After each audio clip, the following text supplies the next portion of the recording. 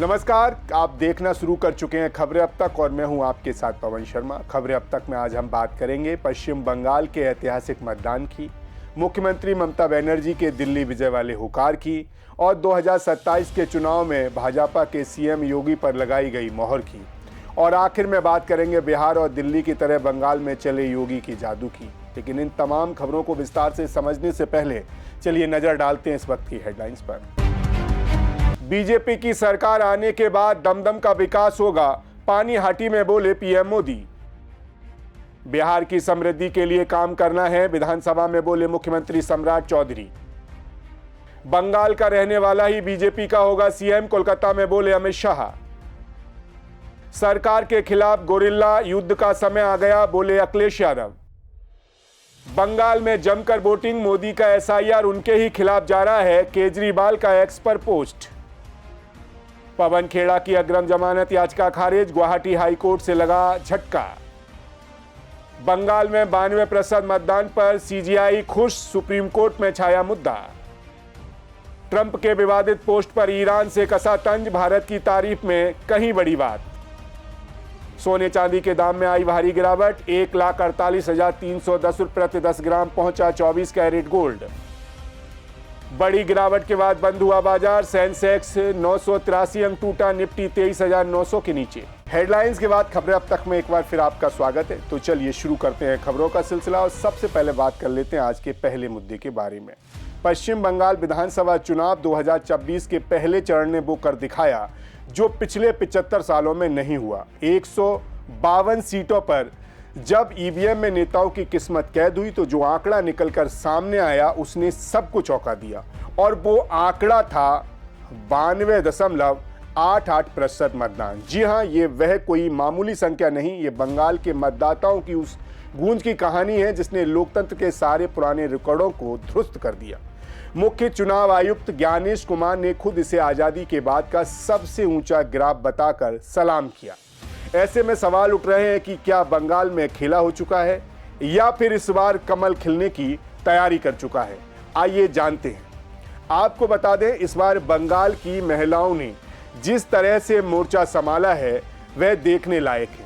पुरुषों के 92.92% के मुकाबले महिलाओं ने 92.69% वोटिंग कर ये साफ कर दिया है कि सत्ता की चाबी उन्हीं के हाथ में रहेगी। इसका फैसला घर की लक्ष्मी ही करेगी। दक्षिण निजानपुर जैसे जिलों में जो मतदान 94.4% तक पहुंच गया था, यानी हर 100 में से 95 लोग वोट डालने निकले। ये जुनून बताता है कि बंगाल की जनता इस बार चुप बैठने के मूड में बिल्कुल नहीं है।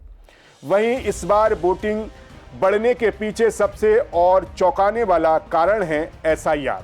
दरअसल बंगाल की गलियों में ये चर्चा आग की तरह फैली है कि जिन लोगों के नाम वोटर लिस्ट से कटे हैं उनकी नागरिकता पर संकट आ सकता है।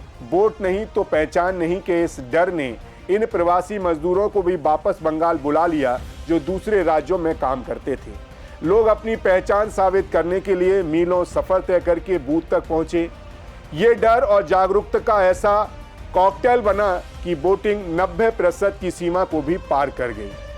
वहीं केंद्रीय गृह मंत्री अमित शाह ने साफ शब्दों में कहा है कि ये रिकॉर्ड मतदान वैसे भरोसे की ओर बढ़ता कदम है।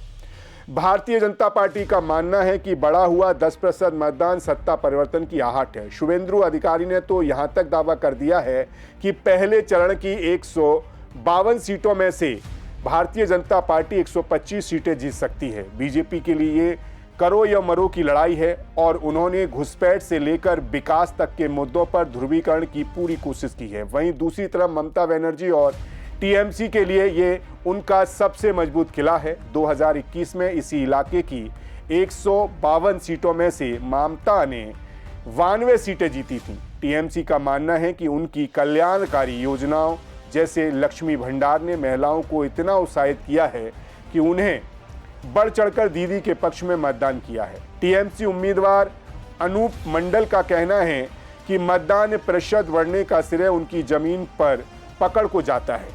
आपको बता दें, इतिहास गवाह है कि जब जब बंगाल में मतदान का प्रतिशत बढ़ा है तब तब सत्ता की कुर्सी हिली है। 2011 में जब ममता बनर्जी ने 34 साल पुराने लेफ्ट के शासन को उखाड़ फेंका था, तब वोटिंग में सिर्फ 3% की बढ़ोतरी हुई थी। आज तो मतदान में 10% का भारी उछाल आया है। वहीं 2011 में शून्य पर रहने वाली बीजेपी 2024 के लोकसभा चुनाव तक इन सीटों पर 64 तक पहुंच चुकी है। उनका ग्राफ रैकेट की तरह ऊपर जा रहा है। इतना ही नहीं, मुर्शिदाबाद, मालदा, उत्तर निजाजपुर जैसे मुस्लिम बाहुल इलाकों में जहां 50 से 66% मुस्लिम आबादी है, वहां टीएमसी हमेशा से अजय रही है। लेकिन इस बार भारतीय जनता पार्टी ने यहां घुसपैठ का मुद्दा उठाकर हुमायूं कबीर जैसी चुनौतियों ने इस खेल को और दिलचस्प बना दिया है। कुल मिलाकर देखा जाए तो बंगाल की इस महा वोटिंग ने बड़े बड़े राजनीतिक पंडितों के गणित को फेल कर दिए हैं। ऐसे में सवाल उठ रहे हैं कि क्या ये 10% बढ़ा हुआ वोट ममता बनर्जी के प्रति अटूट विश्वास है या फिर सत्ता विरोध लहर का वो ज्वालामुखी जो 4 मई को फटेगा।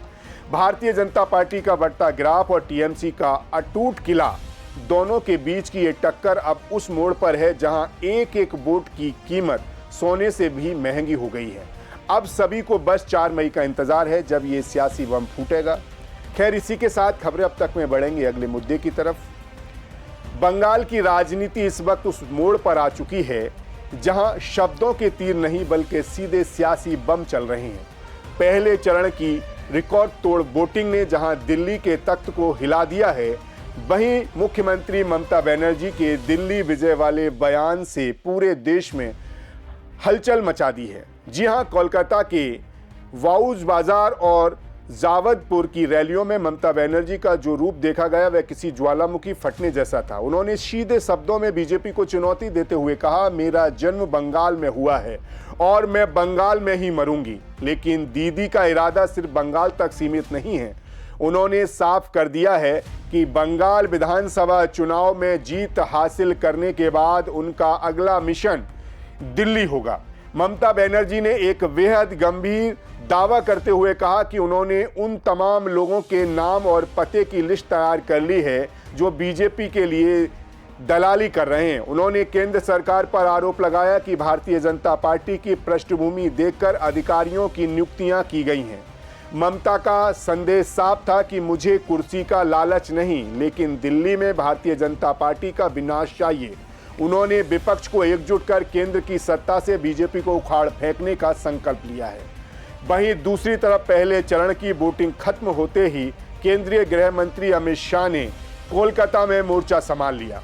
उन्होंने बंगाल की जनता को रिकॉर्ड मतदान के लिए नमन किया। शाह के चेहरे की चमक बता रही थी कि भारतीय जनता पार्टी इस बार भारी वोटिंग को अपने पक्ष में देख रही है। उन्होंने कहा कि ये वोटिंग प्रधानमंत्री मोदी के विकास और बंगाल में होने वाले परिवर्तन के लिए है। शाह का दावा है कि इस बार चुनाव शांतिपूर्ण रहे और जनता ने निडर होकर अपने मताधिकार का प्रयोग किया है, जो भारतीय जनता पार्टी की बड़ी जीत का संकेत है। अमित शाह ने आगे क्या कुछ कहा, आइए आपको सुनाते हैं। हमारे पास जो फीडबैक है उसमें बंगाल की जनता ने अपना भविष्य पहले चरण में ही तय कर लिया। कवि गुरु टैगोर, महान सुभाष चंद्र बोस और खुदीराम बोस की ये भूमि ने विकास को चुना है। नरेंद्र मोदी जी के नेतृत्व में भारत के विकास की जो यात्रा चल रही है उसमें बंगाल के प्रथम चरण के मतदाताओं ने स्पष्ट कर दिया है कि बंगाल भी उसमें जुड़ने जा रहा है। 16 जिलों की 52 सीटों पर 92.98% मत ये निश्चित रूप से बताता है कि दीदी जाने वाली है और भाजपा आने वाली है। भय जाने वाला है और भरोसा आने वाला है। आपको बताते चलें, बंगाल विधानसभा चुनाव के पहले चरण की 152 सीटों पर जो हुआ उसे इतिहास के सुनहरे अक्षरों में लिखा जाएगा। 92.64% मतदान, ये आंकड़ा सिर्फ नंबर नहीं बल्कि बंगाल के मतदाताओं का वो जोश है जिसने 2021 के मुकाबले 10% से ज्यादा की उछाल लगाई है। शाम 6 बजे तक चुनाव आयोग के आंकड़ों ने साफ कर दिया कि बंगाल की जनता इस बार आर पार के मूड में हैं। ममता बनर्जी ने इस बम्पर वोटिंग पर खुशी जताते हुए कहा कि वह जनता का मन पढ़ चुकी हैं और तृणमूल पहले ही जीत की स्थिति में आ चुकी है। हालांकि उन्होंने चुनाव आयोग और केंद्र पर निशाना साधते हुए एसआईआर प्रक्रिया पर सवाल उठाए। दीदी का आरोप है कि लाखों लोगों के नाम वोटर लिस्ट से गायब कर दिए गए, जो लोकतंत्र की हत्या है। उन्होंने महिलाओं से भी अपील की कि वे केंद्रीय बलों की बूटी की जावाज अपने अंदाज में दें। जाहिर है बंगाल की 152 सीटों की किस्मत अब ईवीएम में बंद है। 29 अप्रैल को दूसरे चरण की 142 सीटों पर मतदान होगा और फिर आएगा वो दिन 4 मई जिसे पूरे हिंदुस्तान को इंतजार है। ममता बनर्जी की दिल्ली की विजय, महत्वाकांक्षा और अमित शाह का परिवर्तन का अटूट विश्वास, इन दोनों के बीच जीत किसकी होगी? क्या 92% से ज्यादा की वोटिंग मतदान को और मजबूत करेगी या बीजेपी के लिए सत्ता के द्वार खोलेगी? ये तो आने वाला वक्त ही बताएगा। लेकिन बंगाल की सियासत अब इस दहलीज पर आ चुकी है जहां से पीछे लौटने का कोई रास्ता नहीं है। यहाँ की मिट्टी इस वक्त सिर्फ एक ही सवाल पूछ रही है कि क्या दीदी दिल्ली के तख्त तक पहुंच पाएगी या कमल बंगाल की खाड़ी में खिलेगा? खैर, इसी के साथ खबरें अब तक में बढ़ेंगे अगले मुद्दे की तरफ। लखनऊ से दिल्ली तक जिस नेतृत्व परिवर्तन की चिंगारी सुलग रही है, उस पर अब भारतीय जनता पार्टी के आला कमान ने बर्फ की सिल्ली रख दी है। उत्तर प्रदेश की सियासत में बाबा का बुलडोजर एक बार फिर पूरी रफ्तार से चलने को तैयार है। आज हम इस बड़े ऐलान की परतें खोलेंगे जिसने अखिलेश यादव के खेमे में हलचल मचा दी है और भारतीय जनता पार्टी के भीतर छिपे विरोधियों को खामोश कर दिया है। क्या योगी आदित्यनाथ का चेहरा 2027 में बीजेपी की नैया पार लगाएगा या अखिलेश का पीडीए का दांव बाजी पलट देगा? आइए इस रिपोर्ट में जानते हैं कि उत्तर प्रदेश के रण क्षेत्र में अब आगे क्या होने वाला है। दरअसल पिछले कुछ महीनों से दिल्ली के गलियारों में और लखनऊ की चाय की दुकानों पर एक ही चर्चा थी कि क्या 2027 में चेहरा बदलेगा। लेकिन अब भारतीय जनता पार्टी के राष्ट्रीय नेतृत्व ने इस पर विराम लगा दिया है। भारतीय जनता पार्टी के राष्ट्रीय अध्यक्ष नितिन नवीन ने साफ और कड़क शब्दों में ऐलान कर दिया है कि 2027 का विधानसभा चुनाव मुख्यमंत्री योगी आदित्यनाथ के नेतृत्व में ही लड़ा जाएगा। नितिन नवीन ने दो टूक कहा है कि जिस योगी आदित्यनाथ ने उत्तर प्रदेश को उत्तम प्रदेश बनाया है, जिसने गुंडागिर्दी खत्म कर एक सशक्त लॉ एंड ऑर्डर स्थापित किया है, वही 2027 में नेतृत्व करेगा।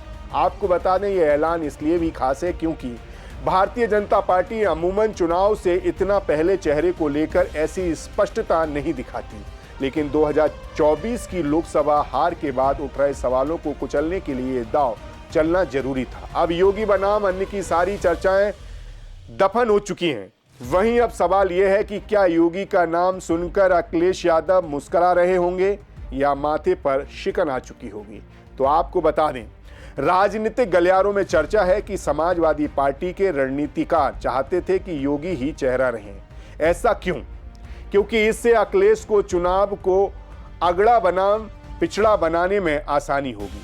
अखिलेश अब समाजवाद से ज्यादा पीडीए का नाम जप रहे हैं। उनका मानना है कि अगर सामने योगी जैसा कद्दावर ठाकुर चेहरा होगा तो वो पूरे ओबीसी समाज को अपने पीछे लामबंद कर सकेंगे। समाजवादी पार्टी के खेमे में ये चर्चा है कि योगी के चेहरे पर चुनाव लड़ने से बीजेपी के लिए ओबीसी वोट बैंक को रोकना मुश्किल हो सकता है, खासकर तब जब ब्राह्मणों की नाराजगी की खबरें भी हवा दे रही हों। ऐसे में विपक्ष योगी आदित्यनाथ को अजय सिंह बिष्ट कहकर उनकी जाति को उछालने में कोई कसर नहीं छोड़ रहा है। उनका मकसद साफ है, योगी की पहचान एक हिंदुत्व के संत की जगह सिर्फ एक जाति विशेष के नेता के रूप में की जाए। लेकिन भारतीय जनता पार्टी की रणनीति भी कांच की तरह साफ है। भारतीय जनता पार्टी को पता है कि योगी ही असली ताकत है, उनका भगवाधारी होना। कैप्शन, फ्रीज इमेज और जीरो टॉलरेंस की नीति भारतीय जनता पार्टी इस बार उत्तर प्रदेश को एक्सप्रेस वे प्रदेश के तौर पर पेश कर रही है। महिलाओं की सुरक्षा और अपराधियों के खिलाफ कड़ा स्टैंड योगी की वो खासियत है जिसे काटना अखिलेश के लिए बहुत बड़ी चुनौती है। वहीं दूसरी तरफ पश्चिम उत्तर प्रदेश में जयंत चौधरी का साथ और पूर्वांचल में जाति समीकरणों को साधने के लिए भारतीय जनता पार्टी जल्द ही मंत्रिमंडल विस्तार और संगठन में बड़े बदलाव करने जा रही है। भारतीय जनता पार्टी का टारगेट उन दलित और ओबीसी वोटर्स को वापस लाना है जो 2024 में उनसे खिसक चुका है। वहीं नितिन नवीन ने साफ कर दिया है कि उत्तर प्रदेश अब अपराध और वसूली के लिए नहीं बल्कि निवेश और विकास के लिए जाना जाता है। गरीबों के कल्याण से लेकर बड़े इंफ्रास्ट्रक्चर तक योगी सरकार के पास उपलब्धियों का लंबा पुलिंदा है। भारतीय जनता पार्टी 2027 में 10 साल की सत्ता विरोधी लहर को योगी के पर्सनल ट्रैक रिकॉर्ड और पीएम मोदी के विजन के सहारे काटने की फिराक में है, तो दूसरी तरफ अखिलेश यादव अपनी पिच बदल रहे हैं। वो सामान्य वोटरों पर भी दलित उम्मीदवारों को उतारकर और गैर यादव ओबीसी चेहरों को अहमियत देकर बीजेपी के कोर वोट बैंक में शेरमारी कर रहे हैं। अखिलेश को पता है कि वो हिंदुत्व के पिच पर योगी को नहीं हरा सकते, लेकिन वो खेल को पूरी तरह जाति की पिच पर ले जाना चाहते हैं। कुल मिलाकर उत्तर प्रदेश की सियासत अब उस मोड़ पर आ चुकी है जहां एक तरफ योगी आदित्यनाथ का लॉ एंड ऑर्डर और हिंदुत्व का सुरक्षा कवच है, तो दूसरी तरफ अखिलेश यादव का पीडीए वाला जातीय गणित। नेतृत्व पर सस्पेंस खत्म होने के बाद अब गेंद जनता के पाले में है। क्या योगी की साफ सुथरी छवि 2024 के जख्मों को भर पाएगी या अखिलेश यादव जातीय गोलबंदी के जरिए लखनऊ की गद्दी पर वापसी करेंगे?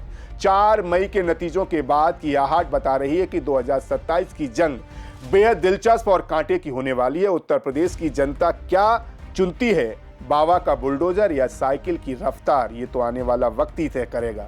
लेकिन इतना तय है कि भारतीय जनता पार्टी ने अपना सबसे बड़ा योद्धा मैदान में उतार दिया है। खैर, जाते जाते आपको आज के एक और अहम मुद्दे से मिलवा भी देते हैं, यानी रूबरू करा देते हैं।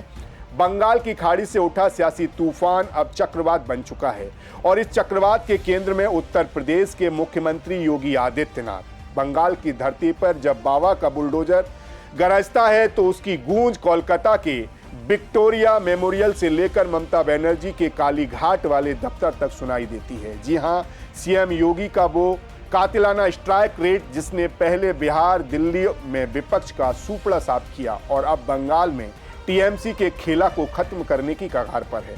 दरअसल जयपुर की रैली में उमड़ी भारी भीड़ ने यह साफ कर दिखाया है कि बंगाल की जनता अब तुष्टीकरण नहीं बल्कि यूपी मॉडल की मांग कर रही है। सीएम योगी ने मंच से सीधे ममता दीदी को चुनौती देते हुए कहा कि टीएमसी का खेल अब खत्म हो चुका है। ऐसे में कहा जा रहा है कि अगर बंगाल में तख्ता पलट होता है तो उसका सबसे बड़ा श्रेय उत्तर प्रदेश के योगी आदित्यनाथ को जाएगा और उनकी रैलियों को भी, जिसके पीछे गवाह उनके चुनावी आंकड़े हैं। आपको बता दें, हालिया बिहार विधानसभा चुनाव में योगी आदित्यनाथ सबसे बड़े गेम चेंजर साबित हुए थे। उन्होंने 31 सीटों पर प्रचार किया, उनमें से 28 सीटों पर एनडीए ने जीत दिलाई। दानापुर जैसी मुश्किल सीट जहां बीजेपी पिछड़ रही थी, योगी की रैली के बाद वहां भगवा लहरा गया। इतना ही नहीं, फरवरी 2025 के दिल्ली चुनाव में जहां भारतीय जनता पार्टी ने पूर्ण बहुमत के साथ वापसी की, वहां भी योगी का जादू सिर चढ़कर बोला। योगी ने 14 सीटों पर रैली की और उनमें से 11 सीटों पर भारतीय जनता पार्टी ने दमदार जीत दर्ज की। पटपड़गंज से लेकर द्वारिका तक योगी की गर्जना ने अरविंद केजरीवाल के किले में सेंध लगा दी थी। वहीं अब बंगाल की रैलियों में सीएम योगी ने हिंदुत्व के एजेंडे को धार देते हुए ममता सरकार की दुखती रग पर हाथ रखा है। योगी आदित्यनाथ ने साफ कर दिया है कि बंगाल में अब सिंडिकेट राज नहीं चलेगा। वहीं कहा जा रहा है कि योगी की रैलियों में जो भीड़ उमड़ रही है वह सिर्फ शोर नहीं बल्कि साइलेंट वोटर हैं, जो वोटिंग के दिन टीएमसी के लिए मुसीबत बनने वाला है।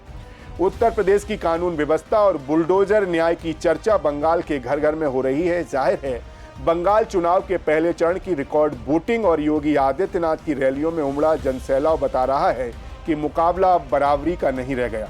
ममता बनर्जी के खेला होवे के जवाब में योगी का विकास और कानून व्यवस्था का एजेंडा भारी पड़ता दिख रहा है। ऐसे में सवाल उठ रहे हैं कि क्या बिहार और दिल्ली की तरह बंगाल में भी योगी का स्ट्राइक रेट 90% के करीब रहेगा या दीदी के गढ़ में बाबा का बुलडोजर कमल खिलाएगा? इसका फैसला तो 4 मई को होगा, लेकिन फिलहाल बंगाल के आसमान में जय श्री राम के नारे गूंजने से टीएमसी की धड़कनें जरूर बढ़ चुकी हैं। तो खबरें अब तक में आज आपने देखा कि किस तरह बंगाल से लेकर लखनऊ तक सियासत की एक नई इबारत लिखी जा रही है। 92% से ज्यादा की वोटिंग और दीदी बनाम बाबा की ये जंग अब उस मोड़ पर आ गई है जहां 4 मई का इंतजार पूरा हिंदुस्तान कर रहा है। क्या बंगाल में बाकी खेला होवे या योगी का स्ट्राइक रेट बीजेपी की नई पार लगाएगा? इन सभी सवालों के जवाब बस चंद दिनों की दूरी पर हैं। फिलहाल खबरें अब तक में आज के लिए बस इतना ही। फिर आपसे मुलाकात होगी नई खबरें और उनके पीछे छिपे बड़े सच के साथ। तब तक आप बने रहिए सी न्यूज़ भारत के साथ। हर खबर आपके साथ, आप